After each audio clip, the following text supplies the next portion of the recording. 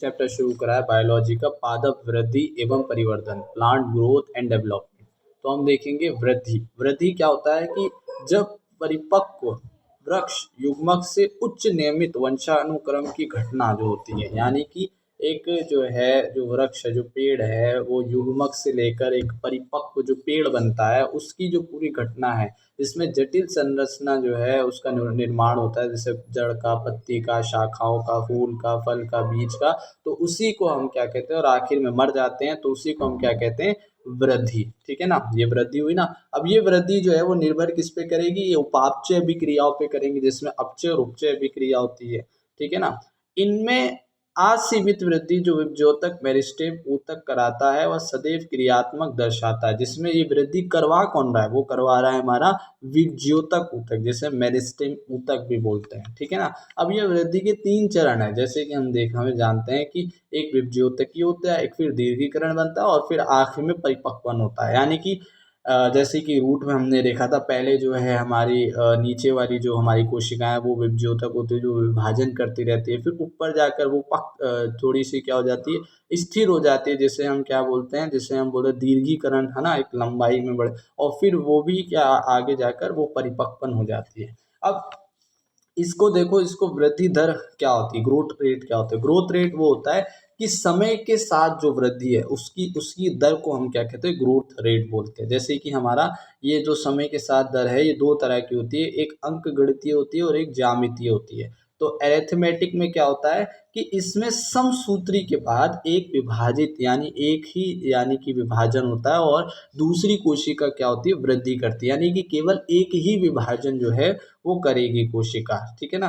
तथा दूसरी परिपक्व होती है, यानी 1 से 2, फिर 2 से 3, 3 से 4, 4 से 5, इस तरह से। और इसका जो हमारा वक्र आएगा वो रेखीय वक्र आएगा, जब हम क्या नाम है हमारा, वृद्धि, और जब हम समय का ग्राफ निकालेंगे। अब उसके बाद देखें हम वास्तविक वृद्धि कौन, वास्तविक वृद्धि होती है ज्यामितीय वृद्धि, जिसे हम ज्योमेट्रिक बोल रहे हैं। ठीक है ना। तो उसमें क्या होता है कि इसमें 3 अवस्थाएं होती हैं, जो रियल जो हमारी वृद्धि होती है। इसमें क्या होता है कि एक कोशिका जो है वो वृद्धि करके को विभाजन करेगी, फिर वृद्धि करके वो भी विभाजन करेगी, फिर वृद्धि करके वो भी विभाजन, यानी कि, और एक आखिर में अंत में क्या होगा, एक रुकने वाली अवस्था भी आएगी। यानी कि 3 चरण होते हैं कि पहले वृद्धि और समय का जब हम ग्राफ देखते हैं, जिससे सिग्मॉइड वक्र एक हमें आता है निकल के, जिसमें हम देखते हैं 3 चरण है।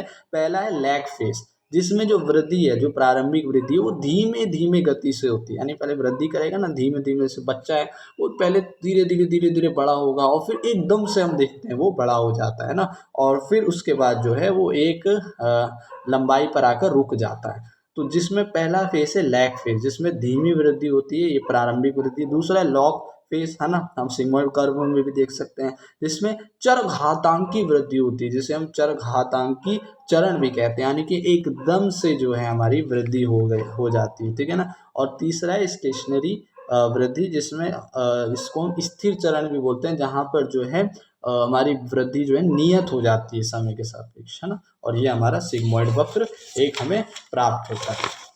आगे इसका एक गणितीय रूप में अगर लिखें हम, तो इसको हम लिख सकते हैं, अगर हमें निकालना है टाइम्स टी समय पर लंबाई जो हमारी बढ़ी है, तो उसको निकालने के लिए 0 टाइम 0 पर हम देखेंगे लंबाई क्या है, और फिर उसको जो है वृद्धि दर दीर्घीकरण प्रति समय को आर टी से हम क्या कर देंगे, प्लस कर देंगे।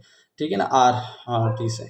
तो इस तरह से, यानी कि L T is equal to R0 plus R T हमारा जो है इसका गणितीय रूप आएगा। अब वृद्धि के लिए दशाएं क्या है, देखिए कारक जो है वृद्धि के लिए, एक तो बाह्य कारक होंगे, एक अंतः कारक। बाह्य कारक कौन कौन से, जैसे जल, प्रकाश, ऑक्सीजन, खनिज तत्व, ताप, गुरुत्वाकर्षण, ये सब बाह्य कारक हो। अब अंतः कारक क्या है वृद्धि होने के लिए पादप की, जैसे कि जीन्स होते हैं, है ना, क्रोमोसोम, और हमारे क्या हॉर्मोन्स।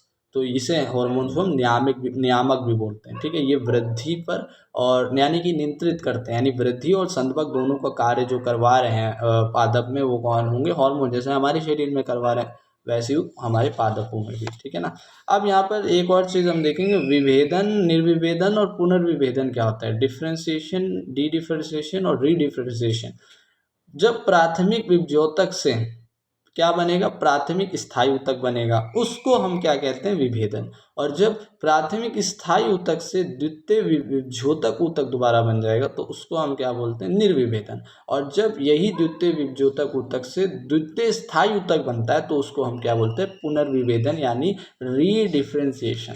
अब हम देखेंगे प्लास्टिकता क्या होता है, जैसे प्लास्टेशन बोलते हैं ना, यानी सुघट्यता क्या होता है कि जीवन के विभिन्न चरणों में पर्यावरण के प्रभाव से विभिन्न संरचनाएं जो बनती हैं, यानी जो हमारा पर्यावरण है उसमें जब जीवन के जो हमारी अवस्थाएं होंगी उनमें अलग अलग जो हम देखते हैं पादपों में संरचनाएं बनती है ना, उसके प्रभाव से, यानी वृद्धि के भी और जो हमारा वातावरण है उसके प्रभाव से। जैसे कि कपास, धनिया, लाक्स, जो हमारा लाक्स पर है ना, उसमें हम देखते हैं तो पत्तियां किशोर अवस्था में अलग होती हैं और जब वो परिपक्व होती है तो उस अवस्था में क्या होती है, भिन्न होती है। तो इसी को हम क्या बोलते हैं, प्लास्टिकता। अब देखेंगे पादप वृद्धि नियामक जो है हमारे, जैसे हार्मोन। तो प्लांट ग्रोथ रेगुलेटर्स कौन कौन से होते हैं, एक तो होते हैं हमारे जो ये दोनों नियंत्रित हार्मोन, दो प्रकार के। एक तो हैं जो वृद्धि प्रेरक होंगे, यानी कि जो वृद्धि के लिए उत्तरदायी होंगे, हार्मोन स्टिमुलेट होंगे, स्टिमुलाइज होंगे। और एक होंगे हमारे इनहिबिट, यानी जो इनहिबिटर का काम करेंगे, यानी कि जो उसे संदमक का कार्य करेंगे, जो पादप वृद्धि को रोकने का कार्य करेंगे। तो ये कौन कौन से होते हैं, पहला जो हमारे स्टिमुलेट हैं वो कौन कौन से, ऑक्सिन, जिब्रेलिन और साइटोकाइनिन। तो ये क्या करेंगे, ये हमारे स्टिमुलेट करेंगे वृद्धि को। और दूसरे जो क्या करवाएंगे, हमारे इनहिबिट करवाएंगे यानी संदमक करवाएंगे, कौन कौन से हैं, एब्सिसिक एसिड, ठीक है ना, एब्सिसिक एसिड और एथिलीन। तो एब्सिसिक एसिड क्या है, इसको हम एबी कहते हैं, और एथिलीन तो इसको हम देख, पहले ऑक्सिन। तो हम तीन देखेंगे। सबसे पहले जो प्रेरक हार्मोन है वृद्धि को, तो ऑक्सिन जो है उसे सबसे पहले डार्विन ने देखा था, यानी देखा कि जो तना है वो किस तरह सूर्य की तरफ जो है बढ़ता चला जा रहा है, वृद्धि कर रहा है, उसकी दिशा में जा रहा है। लेकिन जो इसकी खोज करी थी वो F.W. वेंट ने करी थी, कि उन्होंने देखा कहाँ पर, प्रांकुर चोल के शिखर पर, है ना, किसी जई के अंकुर में, है ना, उन्होंने प्रांकुर जो उसका शिखर है उसमें खोजा। और फिर उसको वह बताया कि ये जो है यही ऑक्सिन जो है, यानी उसमें जो पाया कि ये सूर्य की तरफ जो है तने को बढ़ाता है और मूल और तने की भी वृद्धि कराता है। और ये कहाँ पर मिलता है, शिखर पे मिलता है, ठीक है ना, यानी कि ये शिखर की वृद्धि कराएगा, है ना। अब यहाँ पर इसके प्रकार हैं, एक तो हमने जो प्राकृतिक खोजे वो कौन से हैं, इंडोल एसिटिक एसिड, और एक दूसरा है इंडोल ब्यूटेरिक एसिड। तो ये दोनों जो हमने जो है प्राकृतिक, यानी कि हमें जो नेचुरल है वो हमने खोजे, इंडोल एसिटिक एसिड और इंडोल ब्यूटेरिक एसिड। अब उसके बाद जो आर्टिफिशियल हमने कुछ बनाया उसमें हम देखें कृत्रिम जो है वो है नेफ्थिलिन एसिटिक एसिड, जिसे हम NaA बोलते हैं, और एक है 2U डाइक्लोरोफिनॉक्सी एसिटिक एसिड, जिसे हम 2,4-D भी बोलते हैं, 2,4, हाँ यू बोल रहे मैंने, 2,4 डाइक्लोरोफिनॉक्सी एसिटिक एसिड। तो ये जो है अभी हम देखेंगे, ये भी कार्य करेगा एक। अब देखो इसकी कार्य क्या है हमारे ऑक्सीजन के, देखो ये तो एक है बागवानी जो होती है, हमारे बाग वगैरह होते हैं उनमें और खेतों में उपयोग होते हैं उनकी उपजाऊ करने में, ठीक है ना। रूटिंग में सहायक होते हैं, जो रूट्स, जैसे कि हम जहाँ पर हमने काट दिया तने को, पत्ती को, तो वहाँ पर हमें उगवानी है रूट को, पत्ती को, तो वो क्या है, रूटिंग में भी उपयोगी है ऑक्सीजन, जब हम इसका छिड़काव करते हैं तो, है ना, ये लिक्विड फॉर्म में मिल रहे हैं। अनानास में पुष्पन के लिए, है ना, अनानास के पुष्पन के लिए, और शुरुआती अवस्था में पत्तों फलों को गिरने से बचाना, यानी कि क्या करता है, स्ट्रेंथ का काम करवा रहा है यहाँ पर। और वह कक्षत अच्छा, तथा यह अग्रस्त कलिका की वृद्धि प्रेरित करता है। ये कहाँ की वृद्धि बढ़ाएगा, क्योंकि अग्र पे मिल रहा है, तो ये अग्रस्त जो है कलिका है उनकी ही तो वृद्धि बढ़े, ताकि और ज़्यादा जो तना है, जो पत्ती है, वो तना जो है वो लंबा हो, ठीक है ना। वह कक्षस्थ को कम करता है, और जो कक्षत है, जो हमारे जो साइड में जो है कक्षत, है ना, उनकी जो है वृद्धि को कम करता है, यानी कि जिससे हम इस चीज़ को हम कहते हैं शिकाग्र प्रधानता, यानी एपिकल डोमिनेंस करता है। इसे हम क्या, शिखाग्रत प्रधानता यानी एपिकल डोमिनेंस कहते हैं। शीर्षत हटाने पर पार्श्व कली वृद्धि होगी। अच्छा, जब हम शीर्षत को काट देंगे तो फिर ऑक्सीजन कम हो जाएगा, तो हमारी पार्श्व वृद्धि होगी। अब अनिषेक फलों जिसमें बीज नहीं होता है, जैसे कि टमाटर, है ना, को प्रेरित करता है, यानी कि अनिषेक फलों में भी जो है टमाटर को जल्दी से उगने में प्रेरित करता है। और 2,4-D, अब जो मैंने बताया था कृत्रिम जो आर्टिफिशियल हमारा हार्मोन है जो हमने बनाया ऑक्सीजन का, 2,4-D यानी डाइक्लोरोफिनॉक्सी एसिटिक एसिड जो है वो शाकनाशी यानी वीडीसाइड जो होते हैं, यानी जो वीड हमारे उग जाते हैं, जो जो हमारे शाकनाशी होते हैं, उनको जो है क्या करने में करता है, नष्ट करने में कार्य करता है, शाकनाशी के रूप में कार्य करता है, जो द्विबीजपत्री में कार्य करता है। ठीक है ना। अब हम दूसरा हार्मोन देखेंगे, जिब्रेलिन्स। अब जिब्रेलिन्स ये क्या है, ये शब्द जो है वो जिब्रेला फूजिकोराई जो कवक है ना, तो ये कवक जो है ये क्या कर रही थी, एक बीमारी कर रही थी धान के पौधे में, बैकेन नामक, जिसे जापान में बैकेन बोलते हैं, लेकिन इंग्लिश में बोलते हैं फुलिश फुलिश सीडलिंग, है ना। तो फुलिश सीडलिंग जो है वो नामक बीमारी कर रही थी, और ये हुई थी, तो उसे एक जापानी वैज्ञानिक ने खोजा, जैसे ई कुरो ई कुरोसोवा ने जो है इसकी खोज करी थी। ठीक है ना।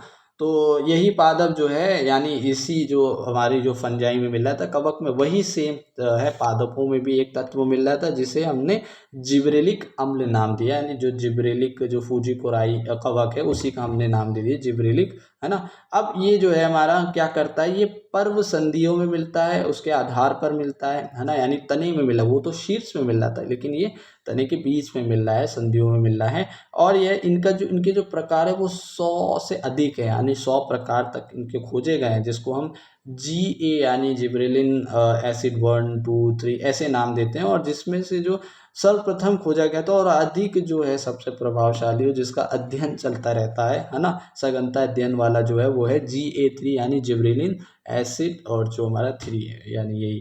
ठीक है ना। तो GA3 जो है सबसे ज़्यादा प्रमुख है। अब इनके कार्य क्या होते हैं, जैसे कि भाई अक्ष जो है, जैसे कि अंगूर की लताएं हैं, है ना, डंठल है, उसको लंबाई बढ़ाने में, फलों की लंबाई जैसे कि गन्ने के तने में बढ़ाने में, जरावस्था जो होता है जिसमें वृद्ध अवस्था आ जाती है पौधों की, को रोकने में जो है कार्य करता है। और ये जो होता है ना, ये 20 टन प्रति एकड़ से ज़्यादा जो है फसल को उपज कर देता है, यानी उपजाऊ बनाने में उपयोगी है फसलों के, यानी 20 टन पर प्रति एकड़ में जो है ये उपज पैदा करता है। किशोर से जल्द परिपक्व गति करवाता है ये, है ना। और रोजेसी जो प्रभाव है, जिसमें से रोज के पेटल्स होते हैं ना, रोज के पेटल्स ऐसी जो हमारी सब्जियां होती हैं, जैसे कि पत्ता गोभी, चुकरकंद, है ना, तो ये जो है ना, उनमें जो हमारी जो अंतःपर्ण होती है, जो उसमें पत्तियां होती हैं ना, उसकी मोटाई उसको बढ़ाने में, यानी वृद्धि में जो है वो कार्यगर है। और इसी चीज़ को हम बोलते हैं वोल्टिंग। ठीक है ना। तो इस चीज़ को हमें याद रखना है, क्या बोलते हैं, जो हमारी जो रोजेसी प्रभाव है उसको हम क्या बोल रहे हैं, वोल्टिंग बोल रहे हैं, जो कि हमारा कौन करवा रहा है, जिब्रेलिन हार्मोन करवा रहा है। अब है साइटोकाइनिन्स, है ना, साइटोकाइनिन्स। तो ये साइटोकाइनिन्स क्या कराएगा कि साइटोकाइन, अच्छा क्या होता है कि कोशिका द्रव को बोलते हैं, और ये वहीं पर कार्य करता है कि ये कोशिका विभाजन को जल्दी संपन्न कराता है, कोशिका विभाजन की दर बढ़ा देता है। ठीक है ना। तो ये कहाँ खोजा गया था, जैसे कि हमारी एक फिश है हैरिंग फिश, जिसे हम ऑटोक्लेबर्ड हैरिंग फिश बोलते हैं, उसके शुक्राणु में मिला था। ठीक है ना। और ये इसका नाम तत्व इसको ये नहीं मिला था, ये तो हमारे जंतुओं में मिल रहा है, जैसे हम क्या बोले, काइनेटिन, जो कि विभाजन को बढ़ाता है, लेकिन पौधों में जो है वो क्या मिला, जियाटिन। वो वहाँ काइनेटिन मिल रहा है हमारे शरीर में, और यहाँ क्या मिला, जियाटिन, जो मक्का नारियल पानी में खोजा गया था, और उसका भी कार्य क्या है, कोशिका विभाजन की दर को बढ़ा देना। अब ये जो है ये क्या करवाता है, ये पार्श्व वृद्धि करवाता है, यानी कि हमारी जो ये सारे जो हैं ये लंबाई बढ़ा रहे हैं, लेकिन ये पार्श्व गति भी करवा रहा है। ठीक है ना। या उत्तरदायी, अतः शिकार जो है प्रधानता से छुटकारा मिलता है, जैसे कि लंबे लंबे पौधे हो रहे हैं, तो उससे जो है छुटकारा मिल रहा है कि ये जो है पार्श्व गति जो है वो करवा रहा है, यानी कि चौड़ाई बढ़वा रहा है। अब हम देखेंगे संदमक हार्मोन, जो कि दो हैं, एक है इथाइलिन और एक है हमारा एब्सिसिक एसिड। तो इथाइलिन क्या है कि ये गैसीय अवस्था में मिलता है, यानी गैसीय फॉर्म में मिलता है, और जो फलों को पकाने में और जरावस्था और विगलन गिराने में सहायक, यानी कि ये क्या करता है, ये जरावस्था लाने में यानी बुढ़ापा पौधों का, है ना, वृद्ध अवस्था लाने में, और पत्तियों के गिराने में, फलों के गिराने में उपयोगी है ना। जैसे ऑटम हो जाता है उस समय लीव गिरती है, फल फल जो पकाने में, फल पकेंगे जब तो गिरेंगे ना, फल पकाने में इथाइलिन का यूज़ होता है। और जब ये पक रहे होते हैं तो क्या होगा, श्वसन की दर बढ़ जाएगी, जिससे श्वसन जब बढ़ेगा तो ऊर्जा जो है ज़्यादा उपयोग होगी, है ना, उसको करने में, यानी कि ये क्या करता है, श्वसन की दर को बढ़ा देता है, जिससे ऊर्जा ज़्यादा लगे उसको फल को पकाने में। तो जब ये चीज़ होती है तो उसे हम बोलते हैं क्लाइमेटिक, क्लाइमेक्टिक, हाँ क्लाइमेक्टिक श्वसन बोलते हैं, ठीक है ना। तो ये एक तरह से क्लाइमेक्टिक यानी कि क्लाइमेट के हिसाब से जो हमारा पक रहा है ना, फल को, तो उसी के प्रभाव को, यानी कि श्वसन की दर जब बढ़ जाती है फल पकाने की, उसी को हम क्या बोले, क्लाइमेटिक, क्लाइमेक्टिव, क्लाइमेक्टिक, है ना, क्लाइमेक्टिक श्वसन बोल रहे हैं। अब देखो भाई, एथीफॉन नामक एक कृत्रिम हमने जो है संदमक भी बनाया एथिलीन का। तो ये एथिलीन का जो है एथीफॉन, एथिलीन का एथीफॉन, है ना, जो एक आर्टिफिशियल हार्मोन है, वो भी क्या करता है, जब एथिलीन की मात्रा कम होती है पादपों में तो उसको दिया जाता है एथीफॉन को, जो टमाटर और सेब जैसे फलों में क्या करता है, उसको पकाने में, जल्दी पकाने में क्या तो उपयोगी है, ठीक है ना, एथीफॉन। अब हम देखेंगे एब्सिसिस एसिड क्या है। एब्सिसिस एसिड जिसे हम ए बी बोलते हैं, ठीक है ना, ये भी वही विलगन और प्रसुप्ति जिसे हम कह रहे हैं डोरमेंसी, जिसमें जो है वो पत्ता बीज कह लो वो निष्क्रिय हो जाता है ना। जैसे कि हमारा बीज है, जो जैसे दालें हैं या फिर चने हैं, वो अंकुरित नहीं होते ना, एक एक जगह रुक जाते हैं, तो उसी को निष्क्रिय करने में ये एब्सिसिक एसिड यूज होता है प्रसुप्ति में, डोरमेंसी में, है ना। और निरोधक का कार्य करता है, यानी कि रोकने का कार्य करता है, जो कि वो भी कर रहा है। और इसे तनाव हार्मोन भी कहते हैं, जैसे कि जब तनाव बढ़ जाता है पौधों में, संक्रामक हो गया है, तो वो रंध्रों को बंद करने में उपयोगी होते हैं, तो इस वजह से इसने इसे तनाव हार्मोन भी कहते हैं। और यह क्या करेगा, ये क्या कर रहा है, ये निरोधक है ना, तो क्या कर रहा है, ये जो हमारी जिब्रेलिन्स जो हमारी वृद्धि है ना, तो जो जिब्रेलिन एसिड है उसका विरोध करता है, यानी बीज अंकुरण वो करवाते हैं ना, ये बीज को क्या करते हैं, बंद करते हैं, बीज अंकुरित को रोकते हैं, तो इसी को वो क्या बोल रहे हैं हम, जिब्रेलिन्स के विरोध कार्य करते हैं ये। तो इस तरह से हमारा ये चैप्टर जो है इससे फिनिश होता है।